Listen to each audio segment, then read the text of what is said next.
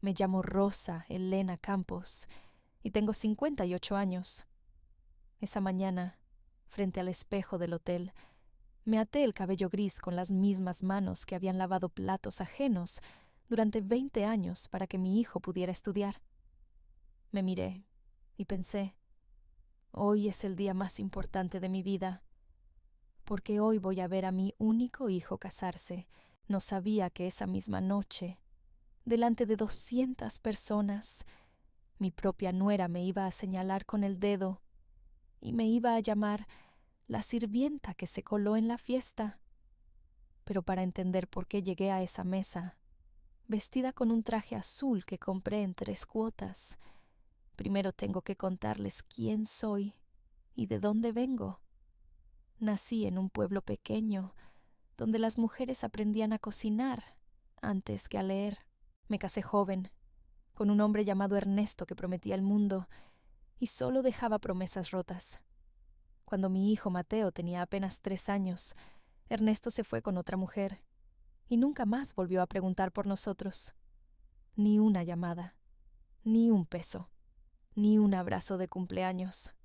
Solo silencio. Yo tenía 22 años y un bebé en brazos cuando entendí que iba a tener que ser padre y madre al mismo tiempo. Me mudé a la ciudad porque en el pueblo no había trabajo y empecé limpiando casas ajenas. Recuerdo la primera vez que entré a una mansión a trepar escaleras de mármol con un balde en la mano, pensando en la cuna que había dejado a Mateo en la habitación de una vecina.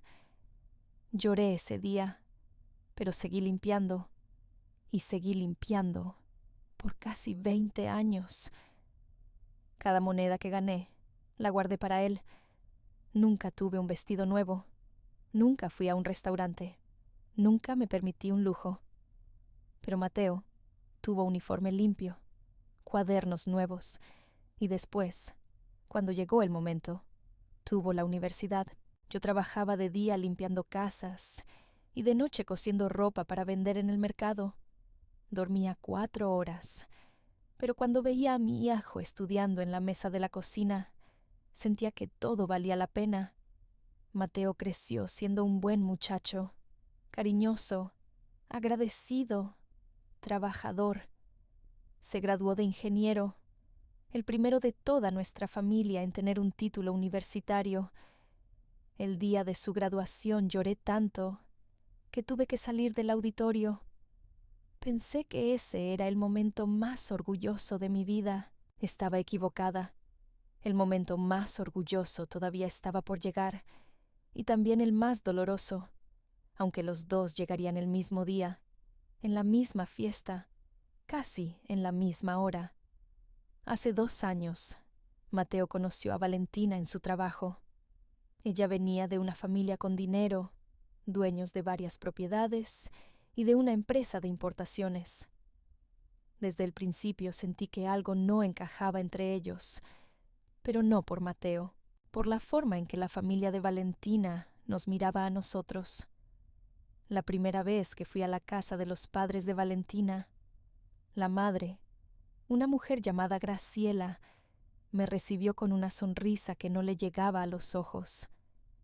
Me preguntó a qué me dedicaba, y cuando le dije que trabajaba limpiando casas, until hacía apenas 1 año que había podido dejar ese trabajo gracias a un pequeño local de costura que monté con mis ahorros, vi cómo su expresión cambió. No dijo nada cruel esa noche, pero no hacía falta que lo dijera. Los silencios, a veces, hablan más fuerte que las palabras. Con el paso de los meses, empecé a notar que Mateo se ponía nervioso cada vez que yo lo visitaba en su departamento nuevo, el que compartía con Valentina. Me pedía que no llevara mis toppers con comida casera, porque a Valentina no le gustaba el olor. Me pedía que no contara historias de cuando él era niño y no teníamos ni para el pan.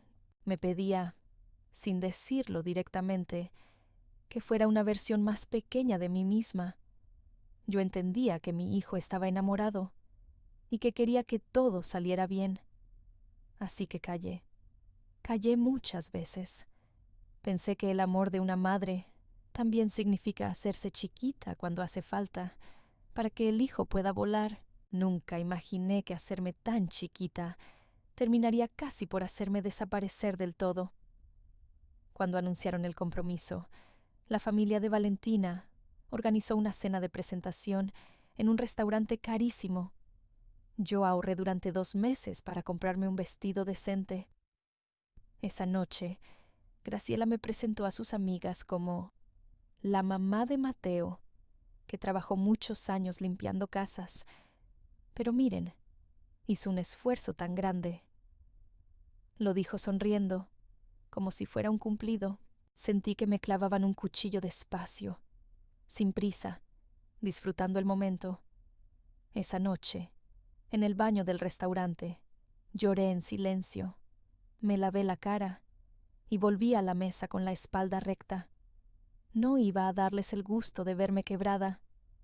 Había sobrevivido 20 años sola, criando a un hijo. Podía sobrevivir una cena. Empezaron los preparativos de la boda, y ahí fue donde las cosas se pusieron todavía más difíciles. La familia de Valentina decidió pagar casi toda la boda, algo que agradecí en un principio, porque yo no tenía el dinero para una fiesta así. Pero pronto entendí que quien paga, en la mente de algunas personas, cree que también tiene derecho a decidir todo, incluso el lugar que ocupan los demás. Me dijeron que mi mesa en la recepción estaría cerca de la cocina para que estuviera más cómoda, porque ahí el servicio es más rápido. Me dijeron que no hacía falta que yo diera ningún discurso para no alargar la noche. Me dijeron incluso que quizás sería mejor que no usara un vestido demasiado llamativo para no competir con los colores de la decoración. Cada palabra era una pequeña puñalada disfrazada de consejo amable. Y yo, que había sobrevivido tanto, empecé a sentir que esta era una guerra distinta. No era hambre, no era soledad. Era humillación lenta, calculada, elegante, y contra eso no sabía bien cómo pelear. Unas semanas antes de la boda, algo cambió. Recibí una llamada de un número desconocido. Era un hombre. Su voz sonaba mayor, algo temblorosa. Dijo que se llamaba Fernando y que había sido socio de mi esposo, Ernesto, hacía muchos años. Me dijo que necesitaba hablar conmigo de algo urgente, algo relacionado con una deuda muy vieja que Ernesto había dejado sin resolver antes de desaparecer de nuestras vidas. Le dije que no quería saber nada de Ernesto, ni de sus deudas. Habían pasado más de 25 años, pero el hombre insistió. Dijo que era importante, que tenía documentos que yo debía ver, y que todo esto tenía que ver, de una manera que yo todavía no entendía, con la familia de Valentina. Colgué el teléfono con el corazón acelerado. No entendía qué podía tener que ver mi pasado con Ernesto, con la boda de mi hijo. Decidí, por el momento, no decirle nada a Mateo. No quería añadir más tensión a unos días que ya estaban cargados de nervios y de silencios incómodos. Pero la curiosidad y también un extraño presentimiento no me dejaban tranquila. Guardé el número de Fernando y me prometí que, después de la boda, averiguaría qué era lo que quería decirme. Llegó finalmente el día. La mañana de la boda me desperté antes que saliera el sol. Me arreglé sola, en la habitación pequeña del hotel donde me habían reservado, lejos del área donde se preparaba la familia de la novia, que tenía toda una suite para ellas, con champán y fotógrafos. Me puse el vestido azul que había comprado en 3 cuotas, unos aretes que habían sido de mi madre, y me miré al espejo. Vi a una mujer que había luchado toda su vida. Vi arrugas ganadas con sacrificio. Vi también, todavía algo de orgullo. La ceremonia fue hermosa. Mateo, mi Mateo, se veía tan feliz, tan lleno de luz, que por un momento olvidé todas las pequeñas heridas de los meses anteriores. Lloré viéndolo caminar hacia el altar. Pensé en todas las noches que había cosido hasta tarde para pagar sus estudios, en todas las veces que había comido menos para que él comiera más. Pensé que, al final, todo había valido la pena, pero la recepción fue otra historia. Me sentaron, tal como me habían advertido, en una mesa al fondo del salón, cerca de la puerta de la cocina, junto a empleados lejanos de la empresa familiar y a un par de primos que nadie más quería sentar en otro lado. Ni siquiera me pusieron junto a alguna otra persona de mi familia, porque casi no tenía a nadie más. Mis padres habían muerto, y mi única hermana vivía muy lejos y no había podido viajar. Vi, desde mi mesa distante, cómo la mesa principal brillaba con flores importadas y copas de cristal. Vi a Graciela reír con sus amigas, vestida con un traje que probablemente costaba más que todo lo que yo había ganado en un año entero, limpiando casas. Traté de sonreír, traté de disfrutar la fiesta desde lejos, como quien mira una fotografía de su propia vida a través de un vidrio. Pero el momento que verdaderamente me quebró llegó más tarde, cuando ya habían servido la cena. Me levanté para ir a saludar a Mateo, que estaba junto a la mesa principal recibiendo felicitaciones. Cuando me acerqué, Valentina, que hasta ese momento siempre me había tratado con cierta cortesía fría pero educada, había bebido varias copas de más. Me miró de arriba abajo, se rió con una de sus amigas y dijo, lo suficientemente alto para que varias mesas cercanas escucharan: «Miren, llegó la sirvienta que se coló en la fiesta».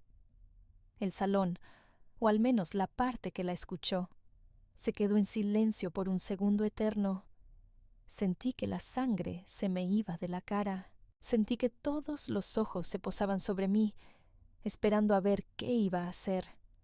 ¿Cómo iba a reaccionar la mujer humilde, la que limpiaba casas, la madre que hizo un esfuerzo tan grande para estar ahí? Busqué a Mateo con la mirada, y ahí llegó el segundo golpe, más profundo que el primero.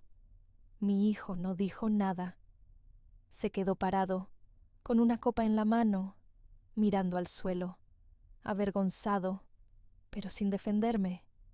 Ni una palabra, ni un gesto, nada. En ese instante entendí algo que dolía más que cualquier insulto. Mi hijo, mi Mateo, tenía miedo de contradecir a la familia de su esposa. Y ese miedo, en ese momento, pesó más que 20 años de sacrificio mío. No lloré ahí, no les di ese gusto. Me di la vuelta, caminé despacio hacia mi mesa del fondo, agarré mi cartera y salí del salón hacia el jardín del hotel. El aire fresco de la noche me golpeó la cara, como si el cielo también quisiera decirme algo. Me senté en un banco de piedra, lejos de la música y de las luces, y ahí sí, finalmente, dejé que las lágrimas cayeran. Lloré por 20 años de sacrificio silencioso. Lloré por las noches sin dormir cosiendo ropa. Lloré por Ernesto, que se había ido y nunca más había vuelto. Lloré, sobre todo, por el silencio de mi propio hijo. Fue en ese jardín, en medio de mi llanto, cuando volví a pensar en la llamada de Fernando, en sus palabras: «Tiene que ver con la familia de Valentina». En ese momento no entendía la conexión, pero algo dentro de mí me decía que la respuesta estaba más cerca de lo que yo imaginaba. Estaba decidiendo si debía irme del hotel para siempre, tomar un taxi y desaparecer de esa fiesta que nunca me había querido ahí, cuando escuché pasos detrás de mí. Era un hombre mayor, de traje gris, que caminaba apoyado en un bastón. Se presentó como Fernando, el mismo que me había llamado semanas atrás. Me dijo que había sido invitado a la boda porque, aunque yo no lo supiera todavía, él era el padrino de infancia del padre de Valentina y que llevaba años sin hablar con esa familia, hasta que decidió aparecer justo esa noche con unos documentos que llevaba guardados desde hacía más de 2 décadas. Le pregunté, con la voz todavía quebrada, qué tenían que ver esos documentos conmigo, y lo que me contó esa noche, bajo la luz tenue del jardín, cambió por completo el rumbo de la fiesta y también el rumbo de mi relación con mi hijo.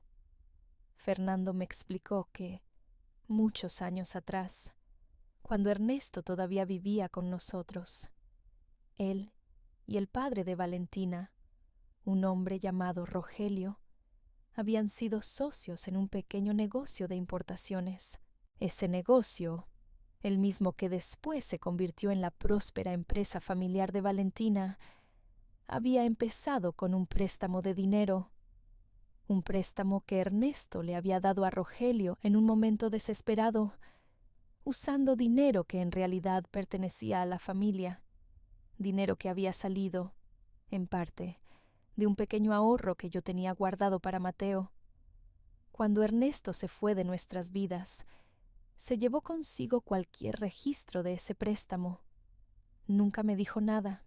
Yo ni siquiera sabía, hasta esa noche, que una parte del dinero con el que empezó la fortuna de la familia de Valentina había salido, sin que yo lo supiera, de mis propios ahorros de aquella época, del dinero que yo guardaba, centavo a centavo, mientras limpiaba casas para que mi hijo tuviera un futuro. Fernando había guardado los documentos originales todos estos años, esperando el momento correcto para entregarlos a quien correspondiera. Cuando se enteró, por casualidades de la vida, de que el hijo de Ernesto se casaba justamente con la hija de Rogelio, sintió que el destino le estaba dando una señal. Por eso me había llamado. Por eso había decidido presentarse esa misma noche. No les voy a mentir. Mi primer instinto fue de furia.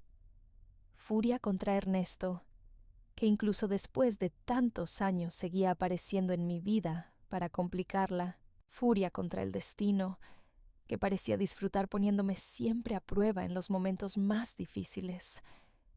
Pero también sentí algo más, algo inesperado, una especie de calma extraña, porque de repente entendí que yo no era, ni había sido nunca, la sirvienta que se coló en la fiesta.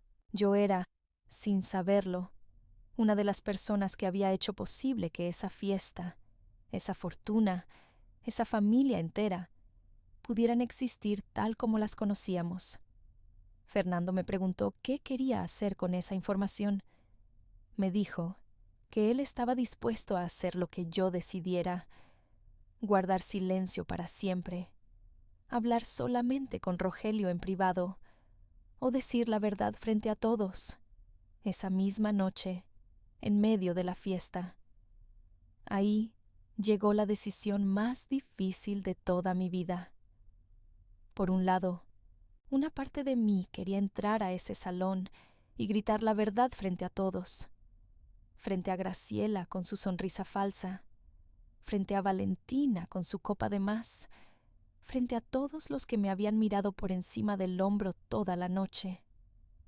Quería que supieran que la mujer que limpiaba casas, la mujer del vestido comprado en 3 cuotas, era, en el fondo, parte de la razón por la cual ellos podían darse esos lujos. Pero por otro lado, pensé en Mateo, pensé en su cara esa noche, pálida, avergonzada, pero también su cara feliz esa misma mañana, caminando hacia el altar.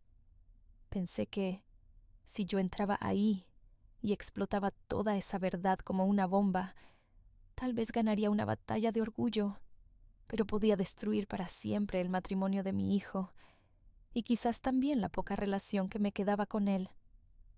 Me quedé sentada en ese banco de piedra durante lo que sintió como una eternidad, con Fernando esperando pacientemente a mi lado, sin presionarme. Pensé en todos los años de sacrificio. Pensé en la dignidad que había mantenido incluso limpiando pisos ajenos.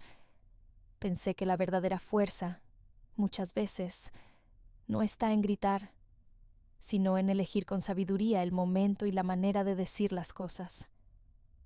Finalmente tomé una decisión. Le pedí a Fernando los documentos y le pedí que me acompañara de vuelta al salón, pero no para hacer una escena pública. Íbamos a hablar primero con Rogelio, en privado, y después, dependiendo de lo que él decidiera hacer, yo tomaría mi siguiente paso. Cuando volvimos al salón, la fiesta seguía en su apogeo, ajena por completo a la tormenta que se estaba gestando.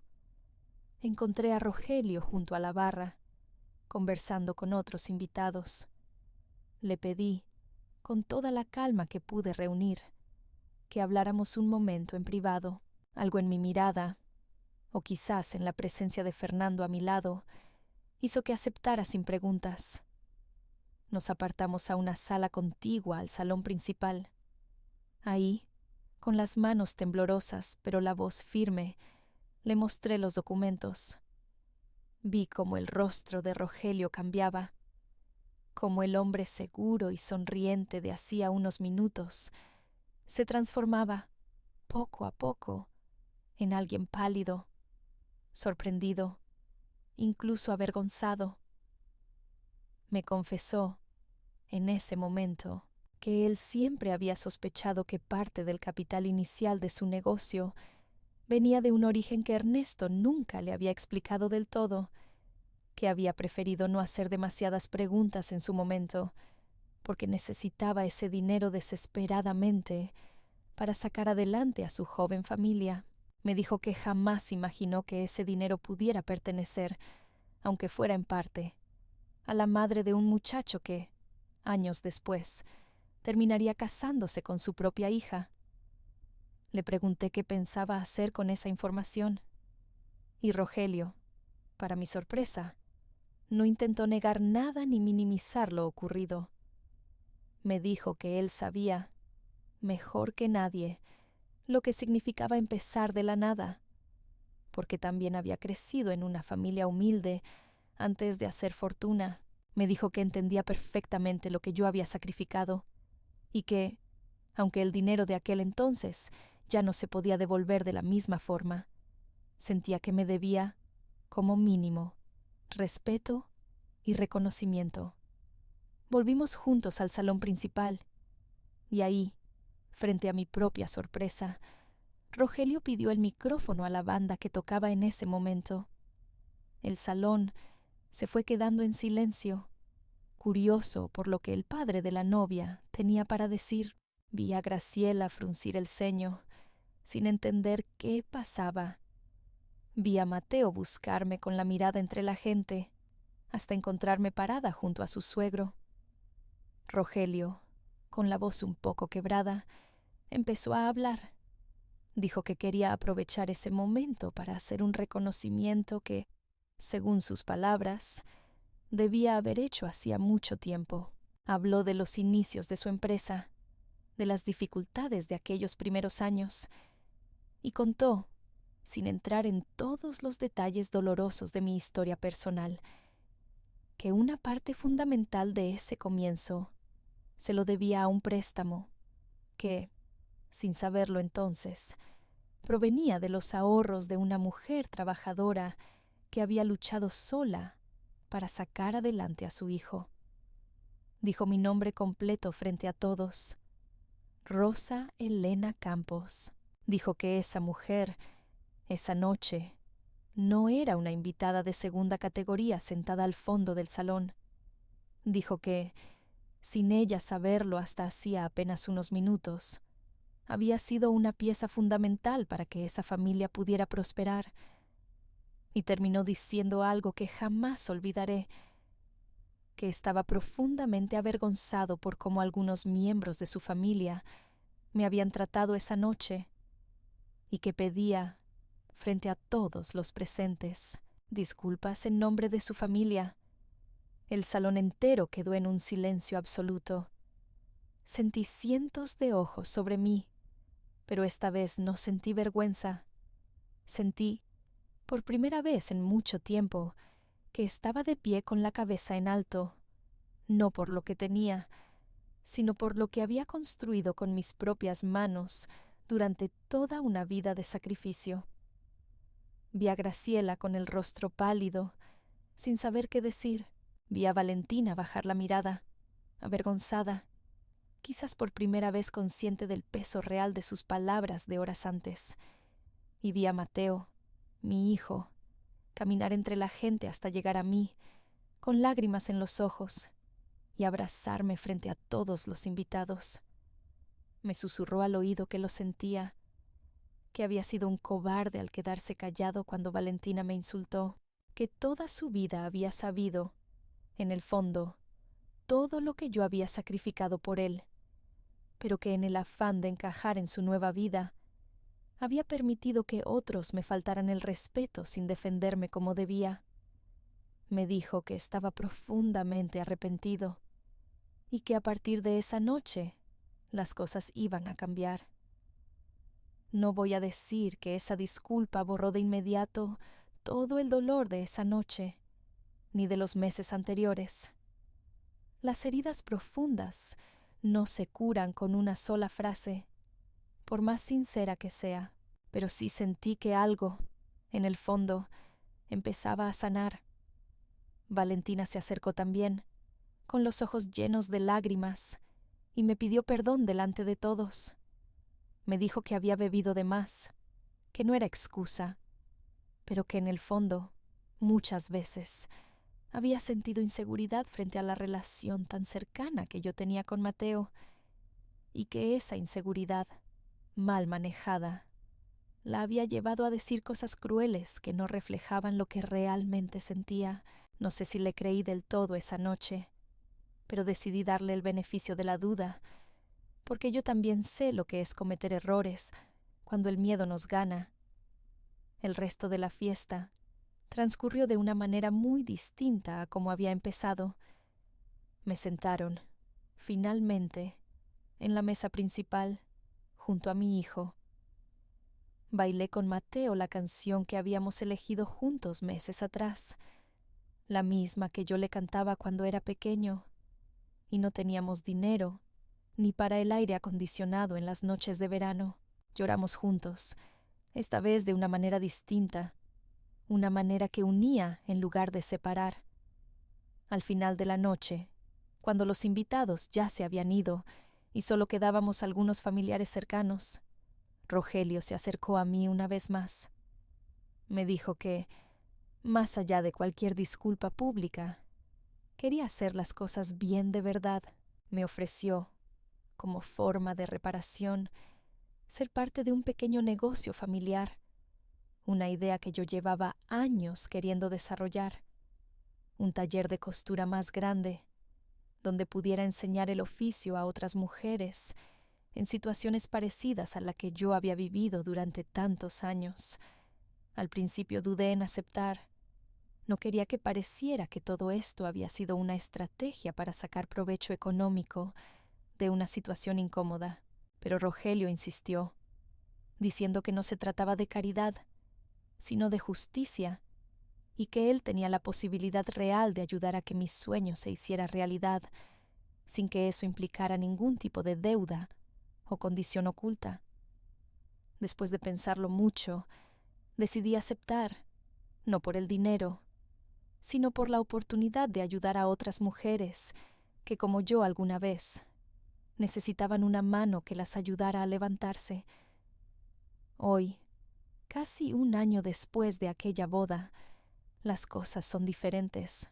El taller de costura funciona y ya hay 12 mujeres trabajando conmigo, aprendiendo un oficio que les permite sostener a sus familias con dignidad. Mateo y Valentina vienen a visitarme cada semana. La relación con Graciela sigue siendo un poco fría, pero al menos ahora hay respeto, algo que antes no existía. A veces, cuando estoy sola en el taller, cosiendo como lo hacía hace tantos años, pienso en aquella noche en el jardín del hotel, llorando en ese banco de piedra, convencida de que mi historia terminaba ahí, humillada y olvidada al fondo de un salón. Pienso en lo cerca que estuve de irme de esa fiesta para siempre, de desaparecer sin decir nada, tragándome el orgullo una vez más, como lo había hecho tantas veces en mi vida, y pienso que la vida, a veces, tiene una forma extraña de hacer justicia, no con venganza, no con gritos, no con humillaciones de vueltas, sino con la verdad dicha en el momento correcto, de la manera correcta. Aprendí, esa noche, que la dignidad no depende de la mesa en la que te sientan, ni del vestido que puedas comprarte, ni de lo que otros piensen de tu trabajo.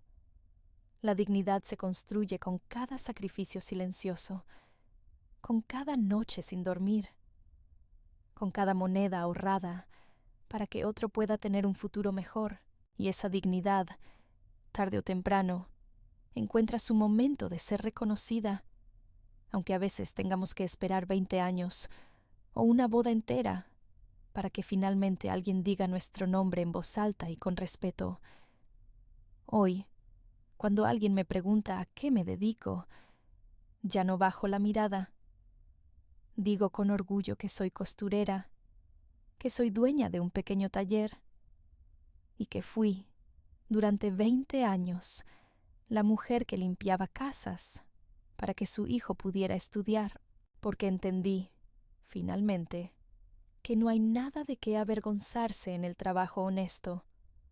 Lo único que verdaderamente humilla a una persona no es el tipo de trabajo que hace, sino la crueldad con la que a veces los demás deciden tratarla. Y si alguna vez ustedes se encuentran sentados al fondo de un salón, sintiendo que no pertenecen, que los han puesto ahí porque creen que valen menos, quiero que recuerden mi historia. Quiero que recuerden que a veces la verdad tarda en salir a la luz, pero cuando lo hace, puede cambiarlo todo. Y quiero que recuerden, sobre todo, que la dignidad de una persona nunca depende del lugar donde la sienten en la mesa, sino de la fuerza con la que decide levantarse cada vez que la vida intenta doblarla.